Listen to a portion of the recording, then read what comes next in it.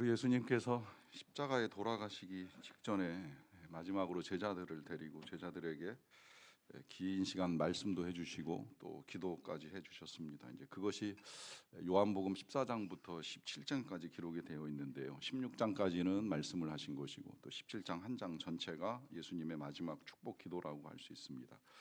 이 말씀 전체의 주제는 이제 평안입니다. 그래서 언젠가 제가 한 3개월 동안 평안을 너에게 주노라라고 하는 주제를 가지고 여러분들과 주일에 말씀을 나누기도 했습니다.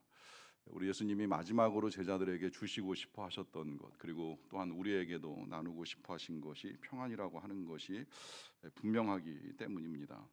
문제는 이제 당시에 예수님이나 혹은 제자들이나 그리고 오늘 우리는 얼마나 평안한가 하는 질문을 다시 하게 됩니다. 예수님 정말 평안하셨을까요? 그 제자들과 마지막 대화가 끝나고 나면 이제 겟세마네 동산에서 기도하시고 난 다음에는 붙잡히시고 재판받고 십자가에 고난 당하시고 죽게 되신다는 걸 알고 계십니다. 그런 상황에서 우리 예수님 마음이 평안하다, 이게 과연 가능한 일인가 하는 질문을 하게 됩니다.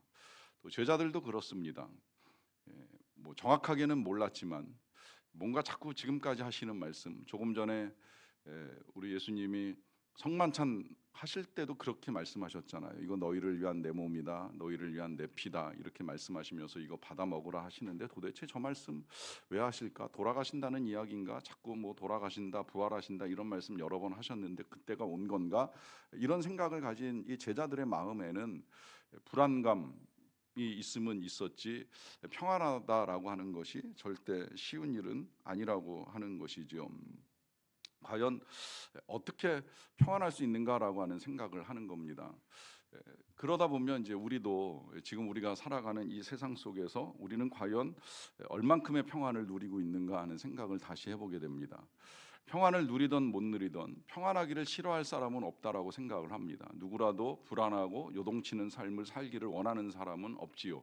잠시는 그럴 수 있어요. 잠시 뭐 어떤 불안한 상황 속에서 스릴을 느끼는 이제 그런 즐거움을 찾을 수는 있습니다. 모두 저도 그런 걸 싫어하진 않습니다. 그래서 가끔 교역자들하고 수련회를 가게 되면 수련회 하는 장소 가까이에 뭐 놀이동산 같은 거라도 있으면 뭐 거기서 교역자들하고 잠깐 시간을 보내는데, 언젠가는 제가 이 자이로드롭이라고 하는 그 놀이기구를 탈 때 거의 최고령의 그걸 타본 적도 있어요. 타려고 막상 보니까 거기 주변에 주로 이제 젊은이들, 대학생들이지 저같이 나이 든 사람이 타지는 않더라고요. 근데 그 잠깐의 스릴, 올라갈 때 불안감은 있지만 그래도 그것이 이제 곧 끝난다라고 하는 것을 알고 있기 때문에 그걸 즐깁니다.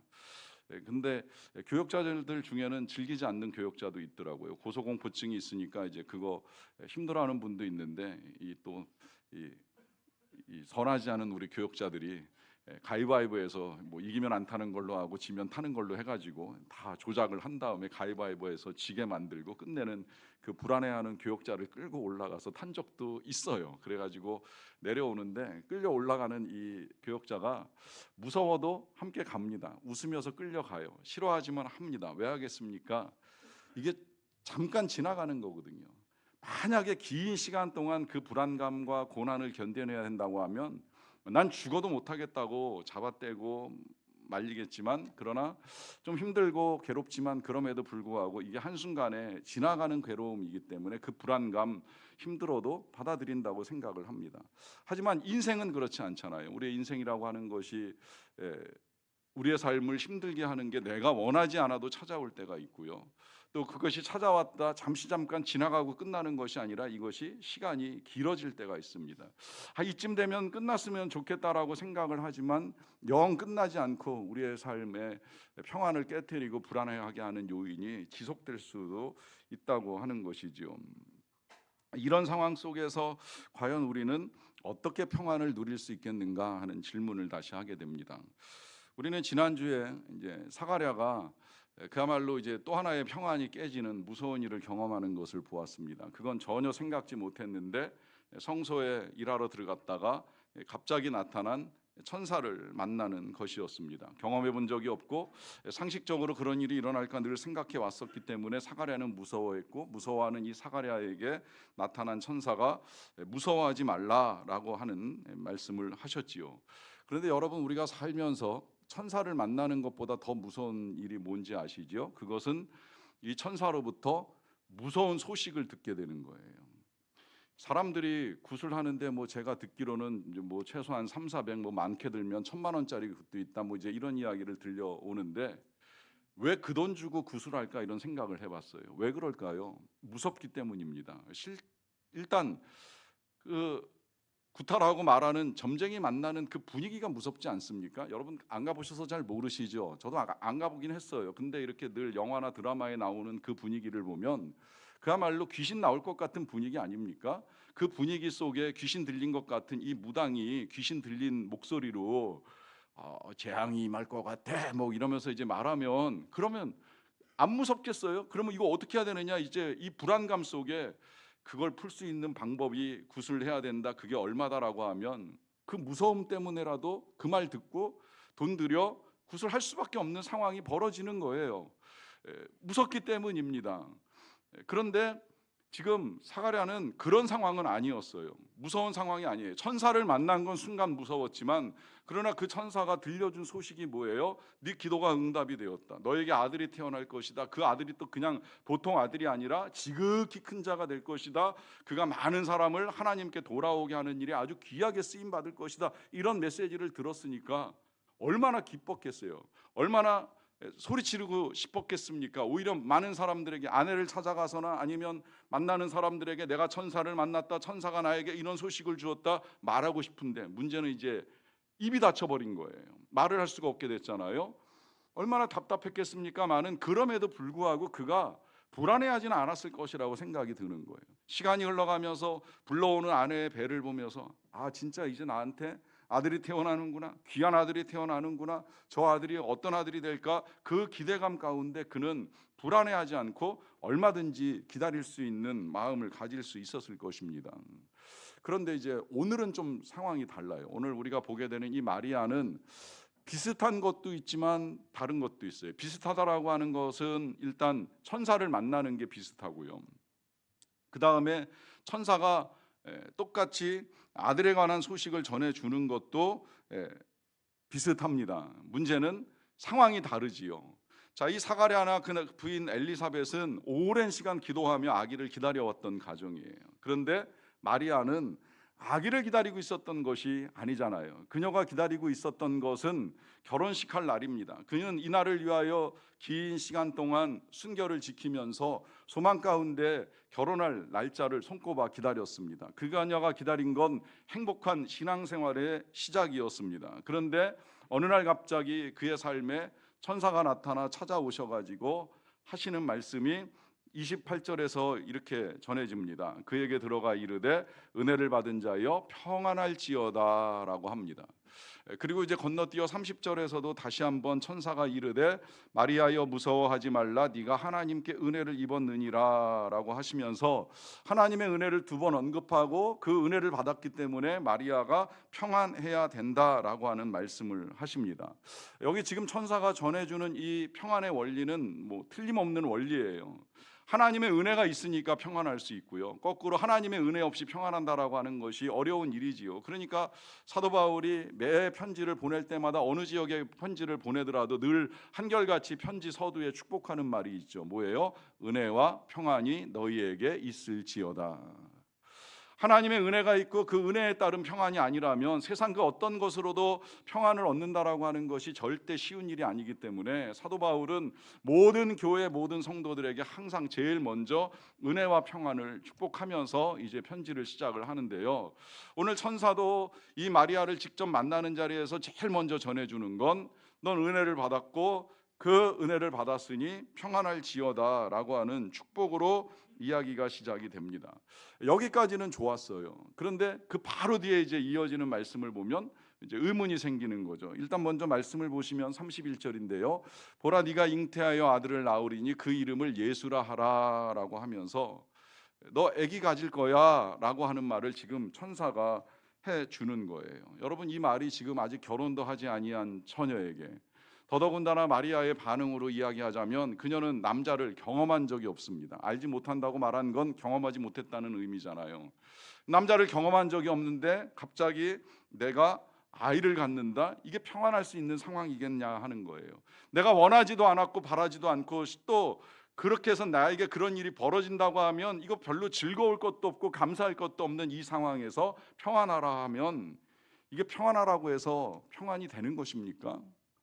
오히려 평안하기보다는 복잡한 이야기가 되는 것이지요. 그러다 보니까 이제 이 마리아의 반응이 놀라는 반응이고, 앞서 말씀드린 대로 나는 사내를 알지 못하는데 어찌 이런 일이 일어납니까? 라고 하는 질문을 할 수밖에 없는 것이죠. 이 질문은 그냥 단순히 마리아만의 질문이 아니라 어쩌면 우리 모두의 질문이 될 수 있다는 생각이 들어요. 내가 생각지 못한 일이 나에게 닥쳐올 때 그것이 쉽지 아니한 고난이고 그것이 지속된다라고 생각을 하면, 그러면 질문하잖아요. 하나님, 나는 죄를 지은 적이 없는 것 같은데, 이런 일을 당할 만한 죄를 지은 것 같지는 아니한데 왜 내게 이런 일이 임합니까? 라고 하는 질문을 합니다. 또 아니라고 한다면 나는 그걸 감당할 만한 능력이 안 되는 것 같은데 내가 어떻게 그런 일을 행해 나가겠습니까? 라고 하는 질문을 하지요. 이거 아니라면 하나님께서 나에게 은혜 받았다고 늘 은혜를 말씀해 주시는데 도대체 왜 내 마음은 늘 이렇게 불안하고 평안하지가 않습니까? 라고 하는 질문을 할 수도 있다는 것이에요. 그런데 천사는 분명하게 오늘 마리아에게나 우리 모두에게 은혜를 받은 자여 평안할지어다 라고 말씀하십니다. 천사뿐만이 아니라 우리 예수님 그 제자들에게, 곧 십자가의 죽음을 바라봐야 하는 이 모든 제자들에게 하신 말씀도 동일하지요. 너희에게 평안을 주노라. 세상이 알 수도 없고 세상이 줄 수도 없는 평안을 너희에게 줄 것이다 라고 하는 말씀을 하십니다. 도대체 이 평안은 어떻게 우리에게 임하는 것일까요? 더구나 그렇다고 하면 이제 그 말씀과 함께 은혜를 받았으니 평안이 시작이 되어야 합니다. 모든 불안이 끝나야 된다고 생각을 하는데, 잘 생각을 해보면 끝나는 것이 아니라 시작된다 생각이 들어요. 이 시작되는 것이 무슨 행복한 나날의 시작이 아니라 더 방황하고 고뇌하고 복잡한 날들이 시작되는 것으로 보입니다. 아브라함이 갈대아 우르에서 하나님의 택하심을 받아가지고 하란을 거쳐 이 가나안 땅까지 오게 될 때 그가 택하심을 받았다는 사실 자체가 큰 은혜인 건 틀림이 없어요. 그 수많은 사람 가운데 하나님이 아브라함을 택하셔서 복 주시겠다고 약속하시고 민족을 이루시겠다고 약속하시고 땅을 주시겠다라고 약속을 하셨으니 아브라함 입장에서 큰 은혜를 받은 거죠. 정말 하나님 믿지 못하는 수많은 사람들과 또 우상을 섬기는 일들이 빈번하던 때에 하나님이 실제로 그에게 임해서 그렇게까지 약속을 하셨으니 이게 얼마나 큰 은혜입니까? 문제는 그 은혜를 받은 그 순간부터 행복이 시작되는 것이 아니라 방랑이 시작이 돼요. 그리고 고뇌와 번민이 시작이 되는 거예요. 도대체 하나님 약속하신 땅은 어디지? 하란에도 가보고 가나안에 와봤다가 흉년 드니까 여기 아닌가, 애굽까지 갔다가 또다시 가나안 땅으로 돌아오는 동안에 도대체 아이는 언제 태어나는 거야? 그 고민이 끝이지 아니하면서 내 안에 사라가 아닌가, 하갈인가, 이런저런 방황이 얼마나 많았습니까? 은혜를 받은 것 같기는 한데 그 은혜가 성취되는 과정 속에 나날이 행복한 시간이 반복되는 것이 아니라 오히려 방랑과 고민의 시간들이 훨씬 더 많았다라고 하는 거예요. 근데 이런 상황이 지금 마리아도 크게 다르지 않다고 생각을 합니다. 자, 천사가 그렇게 예고를 해주고 떠나갔어요. 무슨 생각이 제일 먼저 들겠습니까? 내가 정말 임신했나? 이런 질문부터 하지 않겠습니까? 그리고 약혼자가 있었잖아요. 요셉이라고 하는 약혼자가 있는데 이 요셉이라고 하는 약혼자에게 뭐라고 말을 해야 되나 고민될 거 아닙니까? 그렇다고 해서 쉽게 의사를 만날 수 없어요. 당시에 처녀가 임신하는 건 돌 맞아 죽을 일이라고 하는 율법은 다 아시잖아요. 그러니 이거 잘못 이야기 꺼냈다가 누구한테 돌 맞아 인생 끝장날지도 모르는 일이에요. 그렇다고 혼자 몰래 임신 사실을 확인하기 위하여 지금처럼 테스트하는 기계가 있습니까? 병원이 있습니까? 방법이 없는 거예요. 그래서 요셉을 만나가지고 의논을 했어요. 근데 이 요셉도 참 난감한 상황이에요. 어떻게 보면 요셉도 똑같이 고민을 했을 것 같아요. 이 여자가 나랑 약혼했는데 갑자기 찾아와가지고 나 임신했어 그러는데 그거 천사가 말해준 거라고 이야기를 하면, 여러분 이 요셉 입장에서 반응을 한번 생각을 해보세요. 이게 진짜야 거짓이야? 어디서 딴짓하고 온 거 아니야? 아니면 정말 뭐 환상을 본 거야? 착각을 한 거야? 지금까지 그런 일이 없었는데.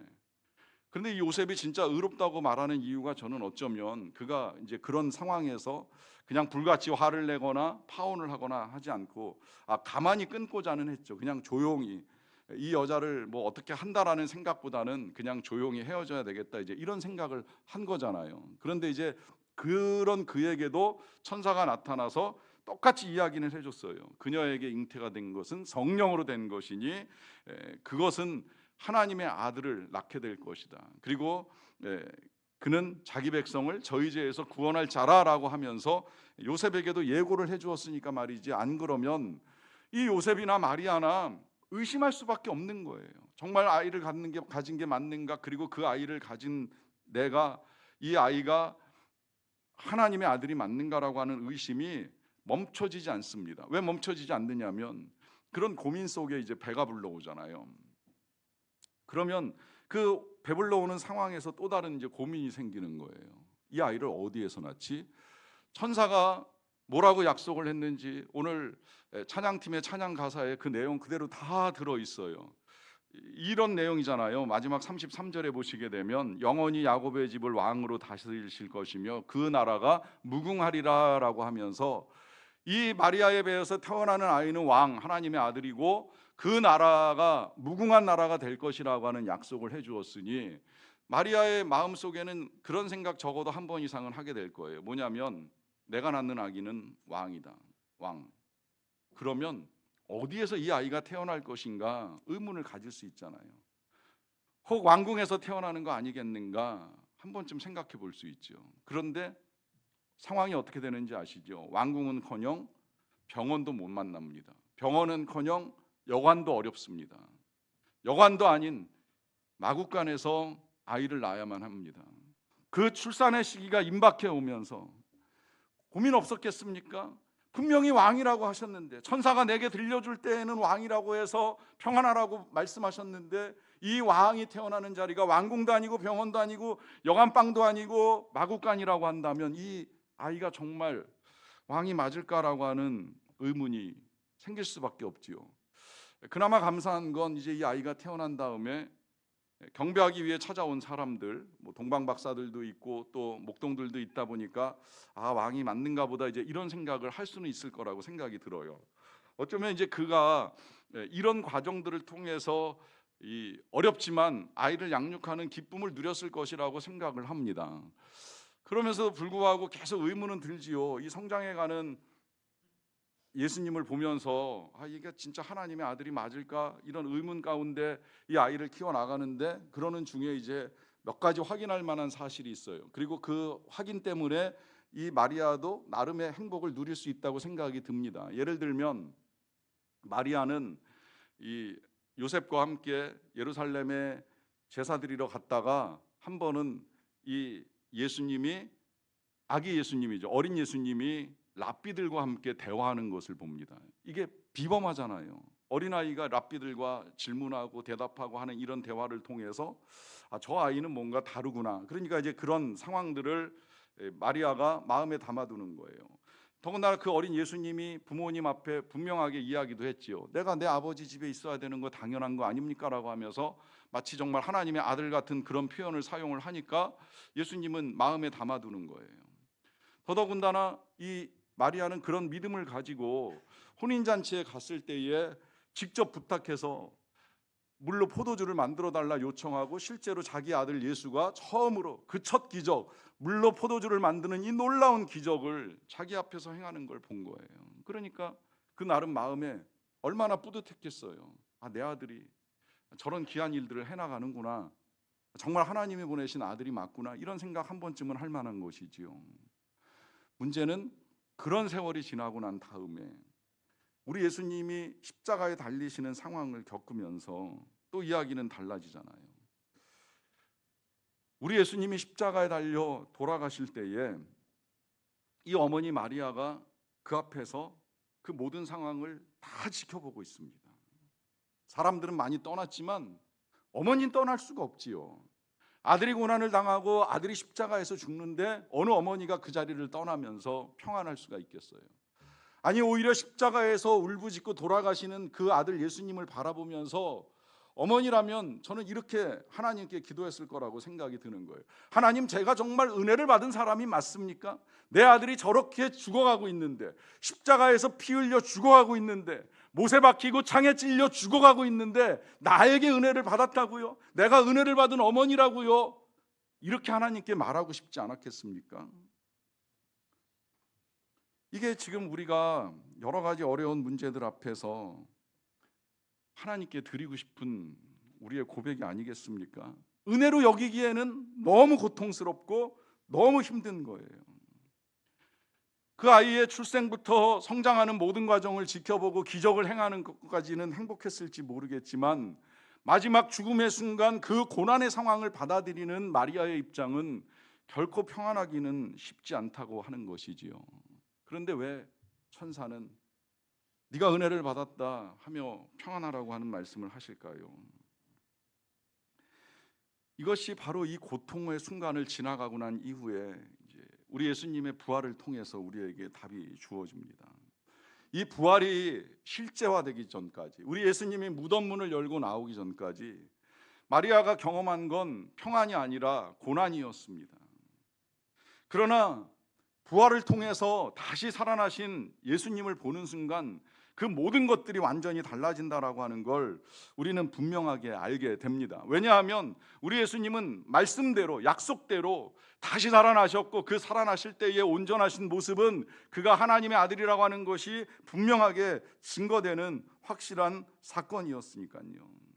그러니까 이 마리아가 부활하신 예수님을 만나는 순간에 그동안에 그가 가졌던 모든 의문에 대해서 답을 찾는 것이고요, 그가 아파했던 그 모든 고통을 씻어내는 시간이 된 겁니다. 그래서 그녀가 이 부활하신 예수님을 만나고 난 다음에 초대교회 공동체에서 예수님의 제자들과 함께 기도하는 시간을 갖는 거예요. 전심을 다해 기도하는 거예요. 그리고 예수님의 약속, 내가 가고 성령을 너희에게 보내주시리라고 하는 그 약속을 믿고 기도하는 가운데 마리아도 성령을 받는 거예요. 그래서 성령을 받고 똑같이 예수님의 제자들처럼 그도 증거하는 삶, 예수님을 경배하는 삶을 살다가 때가 되었을 때에 하나님의 부르심을 받고 하나님의 나라에 들어갑니다. 여러분이 하나님의 나라에 들어갔을 때 마리아 입장에서 조금 더 생각을 해보는 거예요. 하나님 나라에 들어가서 보니까 진짜 보좌에 하나님이 계시고 그 우편에 예수님이 계시는데, 그걸 볼 때 무슨 생각을 했겠어요? 저 예수님, 저 귀한 하나님의 아들 예수님을 내가 잉태했고, 내가 출산했고, 내가 양육하여, 내가 그에게 젖을 먹이고 그의 기저귀를 갈아주면서 그를 키울 수 있었던 이 모든 의문과 고난의 시간들이 나에게 있어서 얼마나 큰 축복과 은혜와 영광의 시간이었는가 하는 사실을 깨달으면서 얼마나 감격스럽게 천국을 맞이했겠습니까? 여러분, 여기에 깊은 하나님의 은혜와 하나님의 평안이 있는 것입니다. 그가 겪었던 모든 시간들, 예수님과 함께했던 그 모든 33년의 나날들은 힘들었을지 모르겠지만 그 모든 시간은 행복한 시간이었고 은혜의 시간이었다라고 하는 거예요. 그 과정 속에서 늘 고통이 뒤따르고 아픔도 있었겠지만, 그러나 그 모든 것들은 후일에 다시 보게 되면 그 예수 그리스도의 어린 시절부터 평생을 함께 할 수 있었던 마리아에게 있어서는 크나큰 행복이 되는 것이지요. 다만 이것을 제대로 알고 인식할 때까지 시간이 좀 필요할 수 있습니다. 그래서 어려운 거예요. 어려울 뿐이지 그렇다고 해서 은혜가 떠난 것은 분명히 아니라고 하는 것입니다. 여러분, 이 은혜가 저와 여러분들에게도 동일합니다. 하나님은 마리아에게만 그런 말씀을 하시는 것이 아닙니다. 분명히 우리에게도 말씀하십니다. 우리가 다 은혜를 받은 자라 말씀하시고, 은혜를 받았기 때문에 평안하라고, 다른 평안이 아니라 세상에서 주는 평안이 아니라 예수 그리스도로 말미암는 평안을 누릴 것에 대해서 우리에게 당부를 하고 계십니다. 다만 우리는 지금의 상황, 내 생각에 맞지 않고 내 이성에 맞지 않고 내가 원하는 것과 다르게 벌어지는 상황 때문에 평안을 빼앗길지 모르겠지만, 그렇다고 해서 하나님의 은혜가 떠난 것은 절대 아니라고 하는 거예요. 이 문제에 있어서는 사도 바울도 좀 고민이 컸던 것 같아요. 왜냐하면 사도 바울이 큰 질병이 있었거든요. 뭔지 밝히지는 않아요. 근데 사도 바울이 그런 말은 해요. 그 질병이 떠나가기를 위해서 3번을 기도했다는데, 여러분 이 3번의 기도가 그냥 하나님 고쳐주세요, 하나님 고쳐주세요, 하나님 고쳐주세요 이 정도 얘기하는 거 아니에요. 사도 바울이 3번 정도 기도했다는 건 적어도 3일 아니면 7일 아니면 한 40일 정도의 금식 기도를 한 3번 정도 했다고 이해하시는 게 더 정확한 겁니다. 제발 좀 고쳐달라고 그 절박하게 몇 날 며칠 금식하는 기도를 1번 하고 안 되니까 2번 하고 또 안 되니까 1번 더 했어요. 근데 하나님 주신 응답이 뭐예요? 내 은혜가 내게 족하다. 고쳐졌다는 겁니까? 아니에요. 지금 그 질병의 상황, 족한 은혜라는 겁니다. 지금 사도 바울이 겪고 있는 그 상황, 하나님의 풍성한 은혜라고 하는 거예요. 왜? 그 약한 데서, 그 고통 속에서 하나님의 강함, 하나님의 능력, 하나님의 사랑이 얼마든지 드러날 수 있기 때문입니다. 그래서 오늘 하나님께서 이 말씀을 통해서 저와 여러분들에게 분명하게 알려주십니다. 은혜를 받은 자여 평안할지어다. 주께서 너와 함께 하시도다. 주께서 너와 함께 하시도다. 마리아의 그 모든 일생 가운데 예수님이 함께 하셨던 것처럼 여러분, 주님은 우리를 떠나지 않으셨습니다. 우리의 모든 상황 속에 함께하고 계십니다. 그래서 말씀하십니다. 은혜를 받은 자여 평안할지어다. 같이 기도하는 시간을 갖겠습니다. 하나님이 우리에게 은혜를 주십니다. 그리고 말씀하십니다. 은혜를 받은 자여 평안할지어다. 우리가 알 수도 있고 모를 수도 있습니다. 헤아릴 수도 있고 미처 헤아리기 힘든 상황일 수도 있습니다. 그렇다고 하나님의 은혜가 떠나지 않았습니다. 은혜가 족합니다. 우리는 그 은혜를 믿고 평안을 누릴 수 있습니다. 기도합시다. 이렇게 기도드립니다. 주의 말씀대로 내게 이루어지게 하소서. 주의 뜻이 오니 주의 말씀대로 내게 이루어지기를 원하나이다. 주의 은혜 누리고 주의 평강 누리기를 원합니다. 각자의 고백을 주님께 올려드리는 시간을 잠시 갖도록 하겠습니다.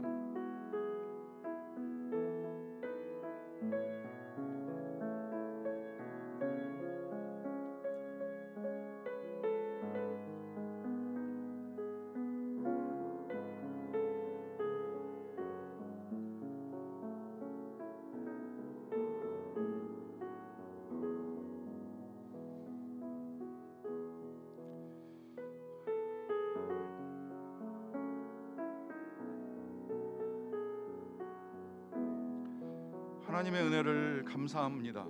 부족하고 연약한 우리들을 향한 하나님의 은혜가 끝이 없고 넉넉하고 족하다는 사실로 인하여 감사를 드립니다. 우리의 지혜가 부족하고 생각이 부족하여서 때로 그 은혜를 헤아리지 못하여 우리는 탄식하고 울부짖고 하나님을 원망할 때가 많았음을 고백합니다. 그러나 은혜가 끝난 것도 아니요 떠난 것도 아니기에 다시금 그 은혜를 믿고 주님이 주시는 평안을 누리기 원합니다. 은혜를 받은 자여 평안할지어다라고 말씀하시는 그 말씀대로 하나님의 은혜를 믿고 나아가는 우리 모두가 되게 하여 주시옵소서. 예수님의 이름으로 기도하옵나이다. 아멘.